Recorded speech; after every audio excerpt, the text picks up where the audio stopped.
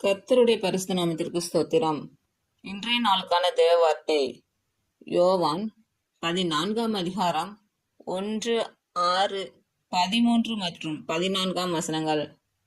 உங்கள் இருதயம் கலங்காதிருப்பதாக. தேவனிடத்தில் விசுவாசமாயிருங்கள், என்னிடத்திலும் விசுவாசமாயிருங்கள். அதற்கு இயேசு, நானே வழியும் சத்தியமும் ஜீவனுமாயிருக்கிறேன். என்னாலே இல்லாமல் ஒருவனும் பிதாவினிடத்தில் வரான். நீங்கள் என் நாமத்தினாலே எதை கேட்பீர்களோ குமாரனில் பிதா மகிமைப்படும்படியாக அதை செய்வேன். என் நாமத்தினாலே நீங்கள் எதை கேட்டாலும் அதை நான் செய்வேன்.